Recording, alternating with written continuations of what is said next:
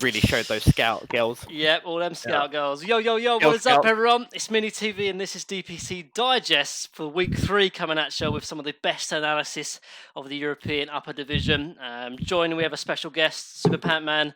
Unfortunately, couldn't make it, but we got someone far better than Super Pant-Man, but far more uglier as well. So we have Andres, or Bonjour, 7K Beast of the Position 4, and standard Mr. Sheriff Benjamin as well. So let's sort of just crack straight into it, shall we? Obviously we had a good week of Dota last week. Alliance, High Coast, Secret Nigma, Secret Liquid, Viking Nigma, and then Liquid Tundra. I'll quickly give a brief rundown of the last week's games of Alliance versus High Coast. High Coast really trying to go for some success this week. Obviously, they're yet to win a series. Unfortunately, didn't win this series either versus Alliance. They played IO carry last week, and they tried Ember safe lane with a TA mid this week as well, and was still to no avail. So High Coast have yet to win a game. Do we think? Well, they've won. I think they won one game against OG, but I think that's more to OG than anything else. But are we thinking High Coast are going to be automatically relegated? Just quickly. Yeah, I can't see them making the major. Yeah, well, they're not making the major. I'm pretty sure they're going to get relegated. Yeah. What do you think, Andres? I don't think the major was even in the question, to be honest. But yeah, I mean, I'm surprised even in this upper qualifier, like the teams, like all of these other teams, or like in any other region, there would probably be like a very highly rated to just make it into the major. Yeah. The fact that this Charlie stack, like the High Coast Esport, has to fight all these guys just to have a chance to like even stay in this division is kind of crazy for them, I guess. I mean, they're gonna do. They're kind of making up the numbers, I guess, right? In this league, it's kind of what it is. But look, don't write them off, okay? You never know. You never know if all the other teams like disband. High disconnect. Exactly. It happens. And then Jazz, we had the Secret versus Nigma game. I know you was watching that one. I mean, it was somewhat of a kind of a quick 2-0 for Secret, right? And the game lasted longer than they probably needed to. Slark mid just made Weehar's day very bad. And again, Zai and I swear, I think Secret's off-lane combo of Zai and Yapsaw are just the reason why they win so many games. There's team fights that you think, oh, they've lost this, and then out of nowhere something happens and they've just turned it around, and it's just great Dota from Secret again. But this game was obviously nowhere near as interesting as the Liquid one. No, I mean, I definitely, even though the scoreline was definitely the same, obviously we'll go on to Secret versus Liquid. I just think the Secret versus Nigma game, it kind of felt like a real out draft and out strategized, really. Like they played, like Weehar's been playing mid Batrider like every single game, it feels like, and Secret knew that was going to happen going into it. They put Matuma mid on the Slark and just rolled it. Pretty simple. But then Secret versus Liquid obviously was still a 2-0 for Secret, but I think particularly game one was probably one of the best matches of the week. We were both watching that match together, and Liquid had a real strong chance. Really, I think that it comes down to a little bit of the draft. I don't know, you got a chance to watch it, Andres. But game one I got like the highlights of it. It was really good. Like, so Liquid ended up having like Timber, Lycan, and then like a carry Mars kind of thing. So they had a real strong mid-game timing. And obviously Secret ended up having the lone droid and Matumba Man. So there was a very mid-game central focus. But I think Liquid were coming out ahead on a lot of the game. But as I said to Jazz, every single time Liquid were going high ground, they were just throwing it. Like they were like diving. They end up like going to the tier 4s. Secret would buy back. The first high ground throw was really important because they were rushing for the tier 4s, trying to end up throwing it, end up getting caught out, died with Secret buybacks, and then they lost the Roche as well. And that's when it started to turn, and then sounds familiar. Yeah, it sounds familiar in our games as well. That's why I think I like Liquid so much, because they're just a better. I swear they were like very famous for this when they were back the same team back in Alliance. Yeah. They were just There is control in the game, and then just throw the high ground push, lose Yeah. to Roshan, Well, lose the game. that's the thing. They had Secret scared, really. Secret were in Rat Central, weren't they? They had Yeah. Ags on the Lone Droid Bear. Yeah. Obviously, Zai was Prophet as doing well, Nature's yeah. Prophet things. But again, because they were able to do that, they made Liquid just muck up. Yeah. And then after that, they could then go and win. The game 2 was obviously really, really quick. Yaps will do a Dark Willow, but that game 1 series. Kunkka with 5,000 boats. Yeah, he had the refresher shard, boats everywhere. But now I think game 2 was kind of expected because I think Liquid gave it their all on game 1, and then once they eventually lost in that kind of fashion as well, like there was nothing else in the tank, and game 2 was just kind of a stomp. But game 1 would definitely recommend it. And then just quickly going on to Viking versus Nigma as well. Actually, I think this might have been maybe the series of the week. Secret versus Liquid I think was great, the game 1, but Viking Nigma went to all 3 games, and it ended up being a victory for Viking, which is their first victory. And actually, before we talk about the game, we'll talk about the game first, and I'll talk on about Viking in general, about how they're placed in the bracket. But I think this might be the end of Weehar Batrider mid. They lost against Secret, and they lost against it, I think, twice. I think they played it twice in game 2 and game 3, and they lost with it again. And I think this might be the start of them coming away from this Batrider hero, because I mean they've been playing it so much, but it's really given him very little success. Game 1 and 2 as well, we saw a life stealer for Viking. It didn't work out in game 1, but game 2 it did. And then we saw a game 3 Razor as well. So some really unconventional picks by Viking ended up really having an impact. I think game 3, especially with the Razor, like how Nigma have always played, they're always kind of really committing on Miracle being the win condition, but on a hero who was playing Monkey King like game 3, and then that Razor completely nullified that win condition hero as Monkey King. Yeah. So I can't remember the last game that I saw Razor in. Yeah, for sure. And the win condition was so crazy. Yeah, but yeah. Well, what did you thought of that series anyway, Andrews? I think like this series and kind of like Nigma as a whole, at least in like the last few couple series they've played out, it's mainly their win probability graph is directly tied to Mind Control's first 10 minutes, 15 minutes of the game, to be honest. Like game 1, they got Mind Control is picked this early Bloodseeker on 15, and then Viking can perfectly pick their support position 1 duo, and they just completely smash Mind Control. He has no game, and I mean the game went on for a while, but Mind Control didn't really impact the game in a meaningful way. And then game 2, they were like, okay, we see why this happened, so let's just last pick Mind Control. They give him Enigma, and then he's gonna win the game for us, and that's what kind of happened that game. Yeah. So, and then game 3, they picked the Enigma earlier on, and again, Viking can respond. They pick good heroes into the Enigma. They pick the Wraith King, for example. They picked the Wraith King actually before the Enigma, but they banned like pretty much every the other hero that Mind Control has been having success with. So I don't know. I don't want to play Mind Control, but if you look at his stat line for the last 6 games, it's not looking too hot. But I guess it's just the nature of Nigma. They just prioritize and. So I just want to confirm, so like the Twitch chat flame of Weehar should actually be directed at Mind Control. Is that what you're trying to say? Is that what you're telling me? I think so. I think Weehar is just like, definitely. Weehar gets too much flack. I think Mind Control. I mean, it's not really any person's fault because it's like, of course. How much can you do if you pick your hero? Like, of course. Only joking. And then just finally, quickly, the last series with Liquid versus Tundra. I obviously was watching that game, a big Liquid fan here, but ended up getting a quick 2-0 for Tundra, really. And I think it was Liquid's sort of own downfall, their own doing. They were struggling against Beastmaster Kotl, and Kotl was picked up in both of those games, so they didn't want to ban it out. They had a Rubik Tusk opening as well, for the support combo of Liquid, which I don't really rate. They had a Rubik position 5. I know Andrews will know I'm like hype about the Rubik 5 in the university games that we play, but when you're playing against 6 and 7k noobs, you can get away with it. But when you're playing against obviously professionals, Rubik 5 just is not going to work out. So quick 2-0 for Tundra. So that's kind of all the games that happened this week. But I just wanted to quickly talk about what those wins and losses actually mean.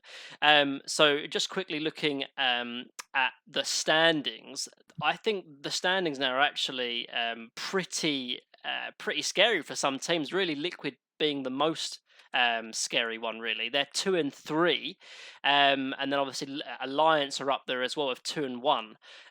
So I think I was saying to Jazz earlier today that, you know, top 4 at the major, everything would be fine as long as you are only losing to those top 4. So if Liquid lose to OG or Secret, that's fine. But if they're losing to teams like Tundra and then losing to teams like Viking or other ones as well, it's really, really questionable whether they even make it to the major. So yeah. I mean, listen to high scores maybe happens. Yeah, high goes. I mean, I think that's kind of what's happened, right? So we've got Secret at the top, guaranteed to get to the major, High Coast right at the bottom, and everything in between is almost a little bit of up in the air at the moment. Obviously, Viking have had a bad start, but they lost to only Secret and Liquid, but then they beat Nigma as well, so they're still in the playoff potential. And then with Tundra as well. I mean, with OG losing to Alliance as well, that was a big upset, obviously, the week before. So, I mean, I'm not sure who's going to be the other 3 teams to make it to the major. I don't know what your thoughts are, Andres. Who the other 3, like, you know, assuming Secret are going to be the ones going or going to be end up winning. I don't know who the other 3 are going to be. Well, High Coast Esports, obviously. Obviously, naturally, yeah. I mean, if I were to guess, obviously Secret, and I think Alliance. You think Alliance interesting? I mean, it's kind of like what the standings are, to be honest. Yeah. I think Nigma and Liquid are as strong as the other teams. But so you Tundra actually... maybe. I think Tundra is up there for me because I just have a bit of a bias because I love the stack. Yeah, I know you love 33. So you actually think you think that actually the standings as they stand now, so Secret, Alliance, OG, Tundra, that's how you see the top 4 going into it, you think? Yeah, but it's definitely very close. Yeah, like there's a big gap between the first place and of course, the second place, and a big gap between the 7th place and the 8th place. Yeah, I mean that's very true. I mean, there's obviously possible for tiebreakers as well, right? There could be tiebreakers for 3rd and 4th place. I mean, I think this week especially, we'll go on to this week's games, but this week's games are going to be very telling on who is going to be able to make it to the major or not, because there's some really hype games going into it. What's quite interesting is Alliance and Tundra are the only people who have defeated the top 4, the directed invites, and they're playing each other next week. So that will be a big telling of what's going to happen between Alliance and Tundra. Also, if Viking GG, obviously expecting them to beat High Coast, but if they beat OG as well, then before we know it, OG is suddenly quite low. Exactly. In the top 4. Yeah. So yeah, I mean, imagine OG not making it to the major. Like, there's no open qualifiers. They can't like cheese their way into TI like with open qualifiers now. You know, they have to be getting DPC points. So definitely interesting. So just moving on to our next segment then, but we'll talk about like a good and a weak hero of this week. I've kind of taken Earthshaker and Rubik. I've got a few stats for you. I mean, Earthshaker, you know, 62.5% win rate in all of the DPC, and that's over 64 games as well.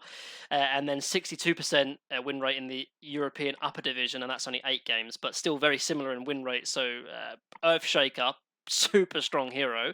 I know you've been playing it quite a lot. Yeah, and that's probably also being like 1st or 2nd pick. Yeah, exactly. So that, I mean, it's good to have you on, because normally this segment when we have Chaz and George, you know, there's not much competitive insight, but 7K Andres here. What's your thoughts on Earthshaker this patch now, just briefly? I mean, it's a lot of things that make the hero viable now. Like, first of all, in the offlane position, like you usually pick your 4 positions to help your offlane position, and nowadays there's a lot of carries that aim to win the lane. It's no longer that Faceless, Void, Sven, Spectre that can just stay in the lane and farm. Now you have like these heroes that punish a lot, like Ursa, Monkey King. Sometimes you see now like Lifestealer and these kind of heroes that try and get a lot of kills. So usually the offlaner will try and get a range hero, and now that kind of puts back the melee position force back into the meta. And between the Aghanim shard upgrade that he's received, which is kind of broken, I think it's probably going to get fixed. For sure. I mean, I think just quickly as well, I wanted it to be sort of, because we saw it played a little bit as 5 as well, and this is the week before, but Alliance played it versus their series versus OG, and ended up winning as 5 because of this shard. Now they, before the hero is so reliant on Blink Dagger, but as a 5, you're not going to be able to really farm Blink Dagger, but he just saved up for the shard and had the same impact it felt like even without. So has that, and then the other hero that I think is probably the weak hero of the week, probably Rubik. Got some stats for you: 43% win rate, 94 picked, by the way, in all of the DPC. So that includes upper and lower of all the regions, and then a similar win rate as well in the upper division, 42% with 7 games. But I mean, like Earthshaker, 62% win rate, 64 games, but then Rubik 43%, but 94 games. So teams are still wanting to play Rubik. It's just they're not having that success with it. I mean, I love the hero. It's probably my favorite hero in the game. But right now, I think with the change to his debuff amp no longer being on his passive, only to his ultimate, obviously that means his telekinesis is no longer as long as it used to be. I think the hero is definitely not as strong as it used to be. We still see some cool plays, but I think it's overrated. I don't know if you got any thoughts on Rubik as well, quickly. Yeah, I think it's kind of out of meta a bit. Yeah, a bit meta. I don't know. You can't just pick this hero to kind of get the OP hero kind of spells on your team, but it's never that good, Yeah, definitely. Cool. So before we move on to some of the week's talking points, we're going to show you the plays of the week segment and take a look. So, wait.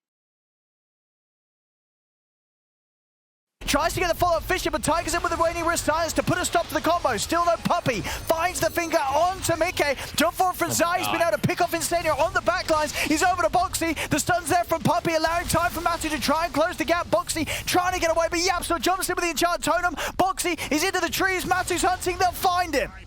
A Secret will manage to push back Liquid and keep their racks alive here. Barely any damage done at all. Crystallis inbound. There's the opener. Crystallis trying to come across. I'll lock him down with the shackles. Some good damage from Focus to start things off.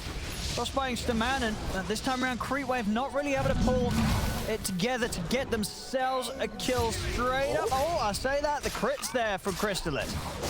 Is able to come back and get the kill. He's got the healing ball point. Keeping it in a distance. They'll send the Mud Golem in to take it down, but Focus is gone. They're chasing on for Spartan. The Mud Golem holding back the chase from Crystallis. Actually also cancels the salve that was just popped on him. That's a little unfortunate there, but still kill-wise, they're getting the action. Tundra, I like what they're doing. Dire should look to their top tower. Yeah, we saw 9 on point last game. Yeah, time to start really pressuring the tower, but TPs are coming in. Okay. And another one as well. Raid Fire Blast to set things up. Skeeter's running this down. He's got Reincarnate, so he's happy to die for the benefit of the slow. A good kick from Tiger into the silence. Tiger, has he just done it? Has he saved him? He has. 9. Tries to predict the positioning, won't find him. Biver does still get the Fisher. They're able to close the gap for the Raid Fire Blast. Extra backup coming in. Boxy, Flame Break knocks back the 2 of them, giving further space to Quakefer. 9 tries with the Remnant. Won't quite be able to read the moves of Quakefer, those. Quakefer getting away there thanks to the saves of Tiger and Boxy.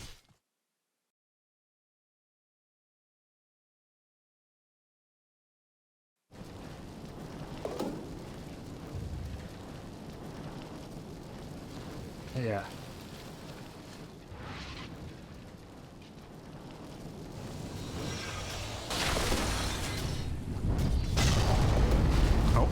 There's a Blink Echo. Yeah, Tomato, the Global Silence. Is this going to be enough to save him? Helps Tomato get off the Shadow Dance. The Flame Break back cancels the Pounce, unfortunately, and Tomato is still burning. He gets lassoed now after the Dark Pack. Is the damage there? They're going to drop the Death Ward to make sure they get the 1 kill. Crit in a little bit of trouble here with Bryle showing up. And Ember Spirit with a Team Undying looking to just get some cleanup kills here, and Albert showing up and doing a whole lot of damage himself with the Ice TP in and the backup from Arteezy Stone Gaze. They managed to deter Undying from fully committing, and EG will get a 2-for-1 trade. Man, that's risky. Go over that play at nighttime too versus Slark, but the ward usage there really nice to help secure that. Cool. Awesome. So, hope you enjoyed those plays. Very, very cool. So let's talk So about. enjoyed it. Always enjoy it. This is what the main sort of talking about this week. Then, so obviously the major finally got announced.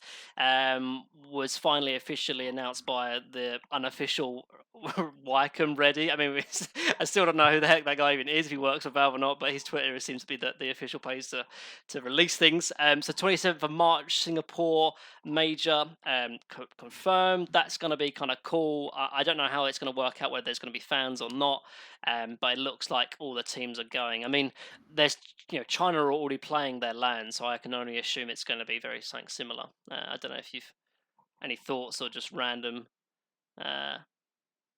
thoughts on I think it'd be yeah, go on. It's gonna cost a lot for the teams that don't have big budgets, because as far as I know, you need to pay $2,000 to stay in a hotel. Yeah, you need to pay a mandatory quarantine. I need to pay 2,000 Singapore dollars to stay 2 weeks. Oh, interesting. So there might be There's some some quarantine. teams- I think you're gonna talk about it later, but I know some teams will get zero monies effectively For from the sure. major. Mhm. So they might leave the event at a loss. Who knows? I I mean, know. I can only assume like Valve would pay for that, right? If that's going to be the case. Yeah. But you're right though. So like, if they are going to make it over to Singapore, like I mean, you actually used to live in Singapore, right? Is that right? Or you used to live in for Asia? 1 year. Yeah. So Yeah. like, you kind of know what it's about and stuff. But there's gonna have to be like some kind of quarantine measure. So they're gonna have to go like start flying, because there's only a month between the end of the league and the start of the major. So the end of the league is around about 27th of February, depending on what region you are, and then the major is 1 month later. So they're gonna have to fly out pretty quickly. But yeah, I mean, it's gonna be interesting. I'm glad to sort of see LANs are coming back, so that's gonna be pretty cool. But yeah, just talking about that the thing that you alluded to, we should sort of mention and talk about the structure of the league. So the DPC has been something that people have been waiting for a long time now, probably over a year. Obviously, they busted it out with COVID, but there's definitely a conversation to be talked about, because the DPCs now, there aren't really any third-party tournaments, right? So, I mean, there is an opportunity for maybe increased content creation. I know there's like this fan bundle that Valve have talked about and said they were going to implement like a couple of weeks ago, but they still haven't done it. So that was going to be another sort of source of revenue for teams, because there's been a lot of arguments and complaints from the teams that there isn't enough Dota. Basically, they're playing one series a week, and this league format is over 2 or 3 months, and they're only making like 10-15 grand, but as a team that's split 2 or 3 ways, that's not that much for these top teams. So I mean, I just want to sort of throw the question out here. How do you see this league going out? Is the structure good? Like, because there's very little leeway for third party tournaments to happen. Like, I don't think they're even allowed to make tournaments in between this DPC section in the format as it is. Yeah, I think it's all right for the top teams, but the lower teams, and especially in the lower division, like, because the top teams are going to have sponsorships as well. Yeah. So money-wise, that's going to help. But the bottom teams, like we're going to discuss, get no money. They've obviously not got sponsors because they're some of the lower teams and they're going to be getting paid. But yet they're still putting in the same amount of hours, kind of thing, which is difficult. Not to mention having to fly to Singapore and maybe pay $2,000 to stay in a hotel and then not getting money. I didn't know about that, but so it's interesting. But I mean, if more sponsors get involved, then great. But I mean, I guess it's a foundational point, right? It's a starting point, which is something. It is. I mean, what is the alternative? I guess like the alternative is there's no structured format from Valve, but there is third-party tournaments. I don't know which way you'd prefer it, Andres. I suppose If only there was a small surplus of around 40 million. Yeah, where would they get it? Where could they get it? Yeah. I don't know where they're getting this money Crazy, from. yeah. And just to be balanced here, I mean, we've got to talk about how this structure of the league, not only is it good for the upper division team, it is somewhat good for the lower division team, because it does give eyeballs onto the tier 2 scene. I know, the DreamHack and CIS, they're having these interviews, and they're doing like with the tier 2 players. I've heard players that I've never even heard before, like Crystallis on Creepwave now. You've got the Greek boys in Brain. Like, so there's a lot of more focus and attention given to these tier 2 players that would never get it whether there was third party tournament organizers or not. It's almost sharing the cake out, but even that, it's not that much, because we'll just quickly talk about the pay structure. We'll focus on the upper division first.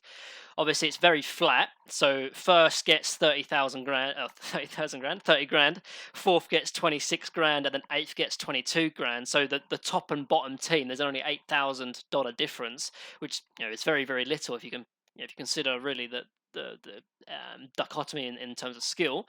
And then really, I think the biggest issue is this. Well, wait, let's just talk about this quickly. So how do you sort of see the pay structure of this upper division? So first gets 30k, bottom gets 22k. It's very flat. Quick thoughts on that? High Coast Esports are loving it, and they're like, we can lose every match. We still get paid 22 grand. Why not? Sign me up. I'll be a support or something. Nothing to lose. Yeah, definitely nothing to lose. I mean, like the obvious answer is that it's good, right? In the sense that these top teams, they probably care more about the DPC points anyway. So in terms of the pay structure in itself, like for the teams like High Coast Esports, it gives them a livable wage, right? They can carry on, they can be professional Dota players, but before it's very impossible. Not only that, but because of the structure of the league, they've now got a sponsor in High Coast Esports. Like every single team in the upper division is sponsored now, and there's even a few in the lower division that are sponsored as well, which is a first probably. Like, when's the last time you remember 8 European teams, or even more than 8 European teams, being sponsored? I don't remember it. I don't think there's been ever a time, actually. I don't know about you, Andres, but so that's good, obviously. So then let's quickly look. Go on. Sorry, I kind of say like the price is very uniform, but the DPC points are extremely top heavy. Yeah. Like the distribution of DPC points are extremely top heavy. Like High Coast Esports won't be so happy with their DPC points they will be getting this season. It's True, but a flat zero. you can't eat DPC points. You can't pay the rent with DPC points. So. But who cares? You get rather. If you get last place at TI, you know how much money you get? Yeah, it's like $500,000 probably, or something ridiculous. It's better than getting first place in every single division on the 2 seasons. Yeah, that's definitely true. So then let's look over to the lower division, which I think is definitely the more serious kind of, I'd say, oversight from Valve. So the biggest obvious thing really is that, again, it's still very flat. I think it's like 13,000 going down by $1 grand per team. But the most notable error or difference is that 7th and 8th of the bottom division get $0. I mean, that is zero, nothing, zilch. I mean, that's so. I don't even get their electricity. They don't even get for. paid. Yeah, exactly. Like, I mean, so there's 2 months, right? 2 months that they're playing games for. Like, it's because it's the low division as well. Some of the times are like 3 or 4 p.m. games. So these people that might not have like real jobs 9 to 5, like they're having to take time off or just not go to work or whatever. And then at the end of it, if they don't make six upwards, they just get nothing for all their time wasted. Like, imagine, right? Like, I don't know about you, Andres, right? But if you're 7th or 8th in this lower division, University College London professionals, Mini TV, and Andres have made more money than these professional players. Our £40 or £50 from our university games, we are higher esports earnings than some of these players in the lower division. And then they wonder why these random teams decide to throw matches for $322. Yeah, I mean, it's true. It's just, I think the only thing I can think of that is that that's just an oversight, right? They just have to have not realised, because it is so bad. It really is. The team bundle thing, it's going to carry. But I mean, maybe the team bundle thing, but isn't like, who's going to really like buy a team bundle for Bourgeois or like for Hippomaniacs? Like, do you know what I mean? Like, or Meta for Pro? Like, I can't even name like one player on some of those teams. Like, it's not about the voice lines or whatever toxic thing they put. Yeah. But I mean, everyone's gonna be like jumping to your liquids and your OGs and your secrets. But like these Bourgeois teams, like they're not gonna make anything like from these fan bundles. But if this was random tournaments popping up, would they have earned anything anyway? Like these smaller ones? Because they're not going to win these other minors and majors, are they? No. I mean, but there has been a few like 3rd-tier tournaments that are like first place players gets like $200. And I mean, that's something, right? It's better than nothing. Like, I think like, and it's not only that, I think it's like if you're playing 2 months worth of games and like you're providing content, right? For like these studios like DreamHack, they're benefiting from it because they've got like 20,000 Twitch viewers or whatever. They're running ads. And yet the people who are playing it, providing this content, are getting nothing. paid nothing. Yeah. So that's pretty bad. Just quickly moving on to a next point as well, kind of a similar format as well. How do you feel about how the bottom 2 of the upper division are automatically relegated and the top 2 of the lower division are automatically promoted? In that there's no playoff between the bottom 2 or the lower 2. What's your thoughts on that? I think that's really good. You think it's good? To be honest, I think it's really good because Why do then, like, you have that big incentive, at least from the bottom teams, to try and make it on top. Because imagine, like, if there's a big skill discrepancy between the bottom of the top division, they will never get kicked out. True. So it kind of be very defeating. Like, even though you might not deserve to be there, just because you automatically get placed in, like, you kind of earn this in a way, right? So. No, I definitely get you. Jazz, thoughts? Yeah, it makes it a bit more fresh because, like you said, if they kept losing to the bottom 2 of the upper division anyway, it would just be the same 8 teams constantly. So it does make it a bit more fresh. I mean, whether or not those bottom 2 teams are always gone. I'm just going to jump in, play devil's advocate. Should it not be, if it's the upper division, it should be the best teams regardless? So there should be a playoff. Like, if there's a best of 5 playoff, then it's going to be the best team. Like, we're past this. I think international. Oh yeah, the best Dota, but then NA gets 10 billion slots. And, True. I mean, just to find a parallel between like real sports, I guess. I mean, esports is a real sport, guys. Of course. I'm only, I'm not flaming here, but like take the Premier League football. The championship teams, the top 2, the top 1 is automatically promoted, and then there's a playoff, and there's the top or bottom. I don't even know. I don't even watch football, to be honest. But like the bottom 2 are like automatically relegated. Great illustration, and Jake. the top 2 are like automatically promoted. There's no playoff between like Fulham. So do you think it should be the 8th place should automatically get relegated, 1st place gets relegated, but then 7th and 2nd? Yeah, maybe. I think there's maybe a balance between the 2. Like you could have like High Coast Esports just chuck them out of upper division, chuck them in the lower scrub division, and then like probably Hellbear Smashers, like they're gonna automatically promote it. But then like the second lower division team and the 7th, because imagine like let's say right, Viking, obviously like last year they were beating teams like Secret. I don't think they won a tournament, but they had some very good placings at tournaments. They're gonna be, assumingly they come 7th, they're gonna get relegated to the lower division. Is that really like? I won from BTS event. But yeah. So they won like a tournament, like when they had some decent teams in as well. So is that really fair for them to just get relegated to the next season in the lower division? I think, like, I think there's maybe a balance to be had, like, because seeing a team like Viking, who just beat Nigma, by the way, so clearly they're an upper division team. They're very good. If they then get relegated because they happen to be 7th, do you think the second best team in the lower division are going to take a game, let alone a series, off of Nigma? I don't think so. Yeah, you got a point. So I think that's. I mean, they're definitely your point. Yeah, just write a strongly worded letter, Minnie. Yeah, I will. I'll say something to Val. Be like, guys, I should be your head of direction or whatever. Yeah, mate. If they had like an esports like division, like I'd be all over that. Like definitely, this way you won't get to see the best Dota in the upper division and then the best Dota in TI. But it's kind of for the health of the scene, I guess. No, I understand your point as well. I'm just wondering if there's a balance. But it's a good discussion nonetheless.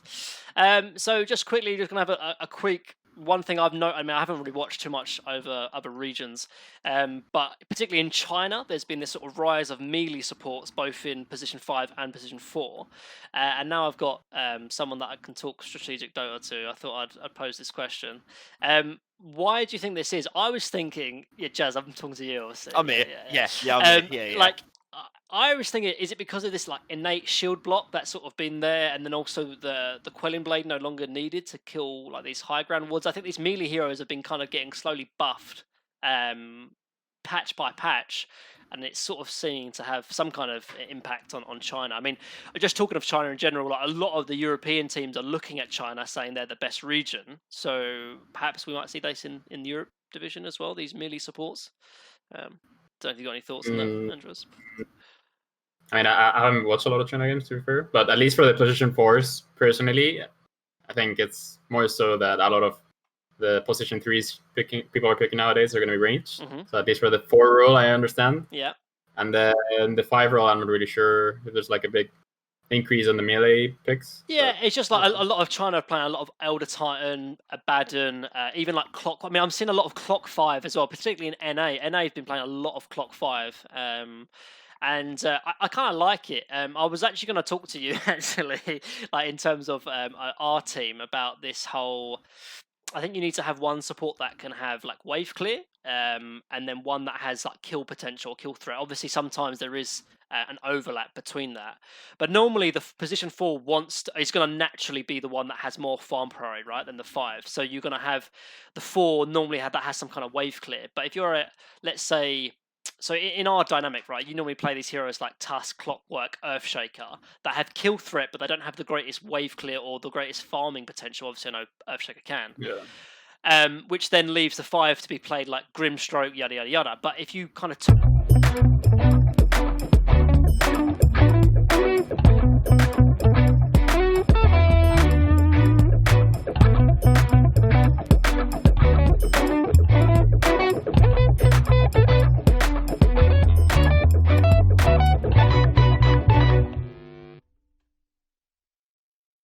and then Phoenix 4, so like Clockwork's running around like setting up kills while Phoenix is like pushing out waves, getting farm to be involved in the team fights later on. And I think it's a really interesting kind of trend, and I'm wondering to sort of see if it will come over to Europe as well eventually. But I think the one issue with go on, Jazz. I think pick techies. Pick techies, really very insightful comment. The one thing, it does depend on the carries as well. A lot of the carries are having to be ranged, so like Troll, Weaver, these kind of carries. But it's an interesting trend, and whether we'll see it or not, we'll have to wait and see. So let's have a quick look at some of the week's games coming up. We have Nigma versus OG, Alliance versus Tundra, Viking versus High Coast Esports, or Viking versus Last Pace, should I say. OG versus Viking, and Alliance versus Secret. I mean, there's 3, even 4 great games. I think High Coast versus Viking is probably a bit of a sad one. But Nigma OG, the first game starting off on the Tuesday, so tomorrow. That's going to, in some ways, I think that might decide who may or may not get into the major right there, actually.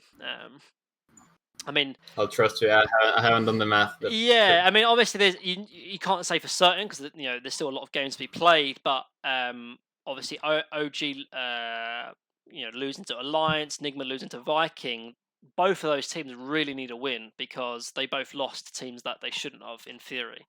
So that's a great series. Then obviously Alliance versus Secret as well. That's first and second being played. And then Alliance and Tundra as well. If Tundra want to make it to the major, that's a game that they need to win. I don't know if you've got a favourite series, Jazz, that you think you might... I actually think the Tundra and Alliance is going to be pretty big because it's going to decide quite a lot. I actually think the Alliance Secret one, I said that I didn't think Secret would go through without losing, and so I think this could be the game. I think Alliance will do something really weird, make Secret uncomfortable, and I think this could be the one where Alliance 2-1 Secret. Really? But I'm a 3K player, so I'm probably wrong. Andres, any thoughts on the series? I think Tundra, at least for me, obviously a 33 fanboy, and then there's the old drama, Fata 33 kicked from Alliance. True, that's true. I forgot about that kind of drama. I don't forget. Yeah, that's true. I mean, Fata Alliance, there's definitely some bad blood there. There's going to be quite a rivalry going into this series, actually. So, yeah, I mean, I think this week's probably the best of all the weeks so far, because every game is a really intense one. So, should be interesting to sort of see next week.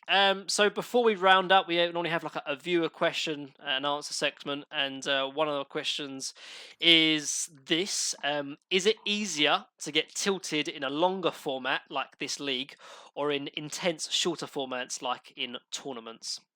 Andres, thoughts? I think it's definitely easier to tilt in these kind of leagues. Yeah. So for example, if you're I feel like we're dragging them through the mud, but imagine you're some guys called High Coast Esports. And you're preparing for your 12th loss in a row tomorrow or whatever, if it's a real tournament, you're already out and you can just go home and chill, you know. Yeah, but now you have to play again, you know. Like communication is probably kind of like. Oh, here we go. We got to play another match. Oh, here we go. Yeah, but you're sitting there thinking, what should I spend my £22,000 on? Like at the same time, at least you've got some money. But I think these teams have bigger aspirations of placing last in the upper division. Absolutely, yeah. So yeah, I think if you're just like a real tournament, you know, you get knocked out in group stage and you go home, cry a bit, and then it's over. But it's have to endure like 3 months of getting beat down by other teams. True. Can't feel very good. Yeah, that's definitely true. I mean, there's definitely something to be said about these shorter formats. Like you lose a series maybe you shouldn't have lost. Let's take Secret for example in TI. I mean, I think they got very tilted in almost every TI they play. You know, losing to teams they shouldn't have, got knocked down to the lower bracket, end up losing again, and they're just out. You know. Jazz, I don't know if you got thoughts on that.